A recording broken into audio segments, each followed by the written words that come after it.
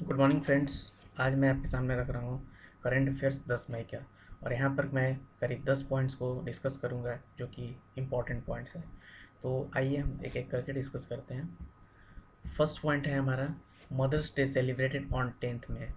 जो mother's day है उसको सेलिब्रेट किया गया है 2020 में 10 मई को। तो ये जो डेट है ये ईयर बाई ईयर वेरी करता है।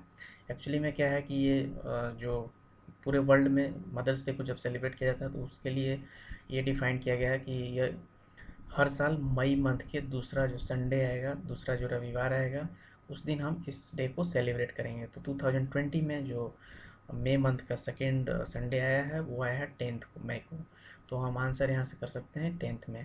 तो क्वेश्चन बनेगा हमारे यहाँ पे कि Mother's Day celebrated in 2020 year. तो आंसर हम कर सकते हैं 10th में। और एक्चुअली में क्या है, ये मदर्स डे को हम सेलिब्रेट क्यों करते हैं? जो कि हमारी माँ है, जो हमारी माताएं हैं, उनको सम्मान करना, ठीक है, अपनी माँ को रेस्पेक्ट देना, उनका सम्मान करना, इस वजह से हम इस डे को सेलिब्रेट करते हैं। उसके बाद अगर हम देखें नेक्स्ट पॉइंट, तो AIIB approves $500 million loan to India's for response to कोविड-19। तो AIIB एक ऑर्गेनाइजेशन है जो कि इसका फुल फॉर्म होता है एशियन इंफ्रास्ट्रक्चर इन्वेस्टमेंट बैंक, जो कि ये इंडिया को कोविड-19 के रिस्पॉन्स में ये $500 मिलियन का लोन दे रही है। तो यहाँ से क्वेश्चन बन सकता है कि AIIB approves how much loan to India for response to कोविड-19। जो AIIB है वो इंडिया को कोविड-19 के रिस्पॉन्स में कितना लोन प्रदान कर रही है। तो यहाँ से हम आंसर कर सकते हैं $500 मिलियन। और यहाँ पे एक और क्वेश्चन बन सकता है कि जो इसका हेड क्वार्टर है AIIB का, वो है बीजिंग में, जो कि चाइना का स्टेट कैपिटल है। ओके, तो यहाँ से दो क्वेश्चन बन सकते हैं, दोनों मैंने डिस्कस किया यहाँ पे। उसके बाद अगर हम नेक्स्ट देखें तो विप्रो CEO एंड MD, जो विप्रो के CEO हैं और managing director Abid Ali Z Neemuchwala steps down, मतलब कि वो अपना पद को छोड़ने जा रहे हैं, वो अब रिज़ाइन कर रहे हैं अपने पद से। जो अब्बीद Ali Z Neemuchwala has served as the CEO and MD of Wipro since February 2016। तो ये 2016 फरवरी से इस पोस्ट पे कार्यरत थे। अब ये इस पोस्ट को छोड़ने जा रहे हैं। तो वो यहाँ पे डायरेक्ट क्वेश्चन पूछा जा सकता है कि जो रिसेंटली में जो विप्रो के CEO और MD हैं, वो अपने पोस्ट से रिज़ाइन किए, तो उनका नाम क्या है? तो हमें यहाँ नाम ध्यान में रखना होगा, अब्बीद अली ज़ेड नीमुचवाला। ओके, तो यहाँ से क्वेश्चन बन सकता है डायरेक्ट। फिर उसके बाद अगर हम नेक्स्ट पॉइंट देखें तो global energy review of IEA states 15% decline in electricity demand. जो IEA का ग्लोबल एनर्जी रिव्यू है, IEA क्या है? International energy agency. ओके, तो इसने जो रिव्यू दिया है ग्लोबल एनर्जी, पूरे वर्ल्ड का जो एक रिव्यू दिया है एनर्जी का, तो उसमें इसने ये बताया है कि जो इलेक्ट्रिसिटी डिमांड है उसमें 15% की गिरावट आई है। ठीक है, तो 15% की गिरावट आई है ओवरऑल जो ग्लोबल लेवल पे है।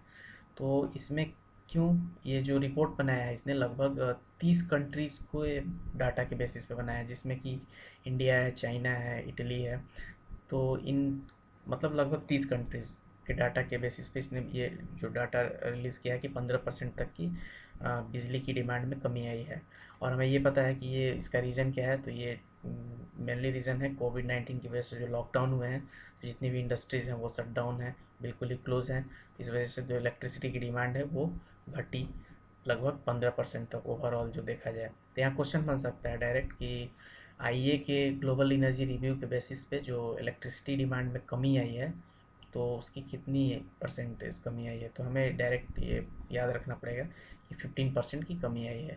ओके, उसके बाद अगर हम देखें नेक्स्ट, तो 16th वेबिनार सीरीज ऑफ देखो अपना देश was recently conducted under the Ministry of Tourism's देखो अपना देश वेबिनार विद की फोकस ऑन गोवा। तो जो देखो अपना देश की जो 16वीं वेबिनार श्रृंखला है, उसमें जो पर्यटन मंत्रालय है वो मेनली फोकस किया है गोवा पर। जो गोवा में इंटरनेशनल फिल्म अवार्ड होते हैं या फिर और भी जो वहाँ पे टूरिस्ट स्पॉट्स पे जो भी फंक्शंस होते हैं, तो उन चीज़ पर बेसिकली फोकस करना इस 16th वेबिनार सीरीज़ का मेन एम था। ओके, ऐसे डायरेक्ट क्वेश्चन बन सकता है कि जो 16th वेबिनार सीरीज़ देखो अपना देश है, जो रिसेंटली मिनिस्ट्री ऑफ टूरिज्म के द्वारा ऑर्गेनाइज किया गया, वो किस स्टेट पर मेनली फोकस किया? 16th वेबिनार, ये ध्यान में रखना होगा। तो हम यहाँ से आंसर कर सकते हैं गोवा। ओके, उसके बाद अगर हम देखें नेक्स्ट पॉइंट, राष्ट्रीय केमिकल्स फर्टिलाइजर्स लिमिटेड RCF, इसका एक डाटा आया है जिसमें ये बताया गया है कि जो ये अप्रैल 2019 और अप्रैल 2020 में जो ये कंपैरिजन किया है NPK फर्टिलाइजर्स सुफला के खरीद में, और बिक्री में। तो इसने बताया है कि 2019 अप्रैल में जितनी खरीद थी उससे 35.47% 2020 अप्रैल में बढ़ी है उसकी खरीद में। ओके, तो जो कंपेयर किया गया है अप्रैल 2019 और अप्रैल 2020 के अकॉर्डिंग में जो उसकी खरीद में, तो वो उसमें बढ़ोतरी हुई है 2019 से 2020 में।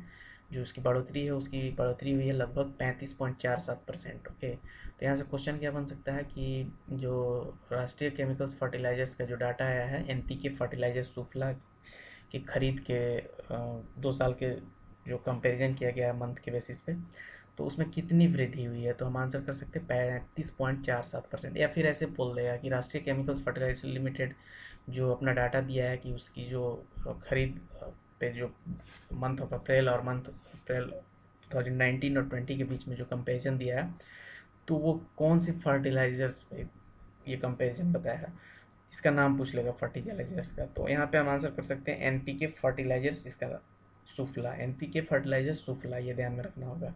दोनों तरह से क्वेश्चन पूछ सकता है। उसके बाद अगर हम देखें नेक्स्ट पॉइंट, तो हमारा नेक्स्ट पॉइंट है Gopal Krishna Gokhale birth anniversary celebrated on 9 मई 2020। जो गोपाल कृष्ण गोखले हैं उनकी बर्थ एनिवर्सरी सेलिब्रेट किया गया 9 मई 2020 को, और ये उनकी 154वीं 154th बर्थ एनिवर्सरी थी, जिसमें प्राइम मिनिस्टर मोदी ने ट्रिब्यूट पे किया गोपाल कृष्ण गोखले को। और यहाँ पे एक तो ये क्वेश्चन बन जाएगा कि इनकी जो बर्थ एनिवर्सरी के डेट्स हैं कि कब सेलिब्रेट किया जाता है, तो हम आंसर कर सकते हैं 9 मई 2020 को इस बार सेलिब्रेट किया गया है।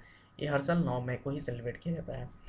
तो ये तो एक क्वेश्चन हो गया। उसका दूसरा एक नाम से पूछा जा सकता है क्वेश्चन कि गोपाल कृष्ण गोखले को और किस नाम से जानते हैं, तो उनका एक और भी नाम था लोकहितवादी। ओके, या फिर लोकहितवादी से किस महापुरुष के नाम को जाना जाता है, तो हम आंसर कर सकते हैं गोपाल कृष्ण गोखले। तो यहाँ से 2 क्वेश्चन बनता है। उसके बाद अगर हम देखें नेक्स्ट पॉइंट, तो है एसबीआई वी केयर डिपॉजिट्स। एक नया प्रोडक्ट एसबीआई के द्वारा आया है, SBI we care deposit. Okay, तो ये जनरली जो ये प्रोडक्ट आया है ये सीनियर सिटीजन्स लोगों के लिए है। तो ये यहाँ पे क्वेश्चन डायरेक्ट पूछा जा सकता है कि recently new product launched by state bank of India for senior citizens. ये स्टेट बैंक ऑफ इंडिया के द्वारा जो रिसेंटली में एक प्रोडक्ट लॉन्च किया गया है जो कि वरिष्ठ नागरिकों के लिए है, तो वो उसका नाम क्या है, तो हम आंसर कर सकते हैं S B I we care deposit. Okay, S B I we care deposit, इस नाम से जानना होगा।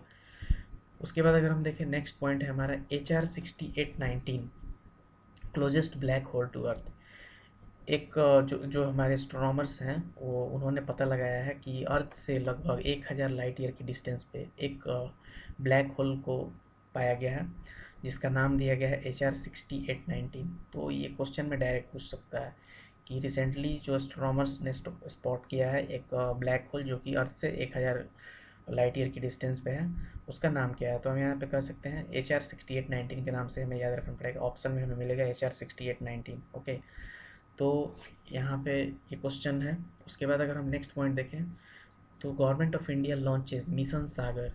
जो भारत सरकार है उसने एक मिशन को लॉन्च किया जिसका नाम दिया गया मिशन सागर। ओके, बेसिकली ये जो मिशन का एम है वो है फूड आइटम्स और जो मेडिसिन है कोविड-19 से रिलेटेड, जिस आयुर्वेदिक मेडिसिन, इन सबको जो हमारे आइलैंड्स वाले एरिया हैं वहाँ पे पहुँचाना। जैसे कि मालदीव्स, मेडागास्कर आइलैंड हो गया, सियाचिल्स हो गया, कोमोरोस हो गया, तो इन जगहों पे खाने पीने से रिलेटेड सामान या फिर कोविड-19 से रिलेटेड जो भी मेडिसिन्स हैं, आयुर्वेदिक मेडिसिन्स और भी अदर मेडिसिन्स, इन सबको पहुँचाना इनका मेन एम है।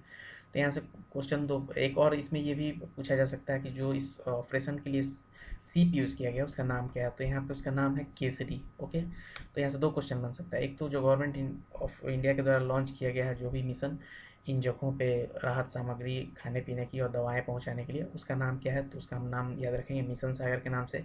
या फिर यहाँ पूछ लेगा कि मिशन सागर में जो सीप यूज हुआ है नवल सीप, उसका नाम क्या है, तो हम यहाँ पे आंसर कर सकते हैं केसरी। ओके, तो लगभग हम यहाँ पर हमने 10 पॉइंट डिस्कस किया और 10 पॉइंट काफ़ी इंपॉर्टेंट थे, बारी बारी से उसको डिस्कस किया मैंने। तो अगर आपको ये सेशन अच्छा लगा हो तो आप लाइक कमेंट कीजिए, चैनल पे नए हैं तो सब्सक्राइब कीजिए। ओके, और जो भी आपको कोई कमी लगती है या कुछ भी सजेस्ट करना चाहते हैं तो आप कमेंट बॉक्स के थ्रू कर सकते हैं। Okay, thank you, have a nice day.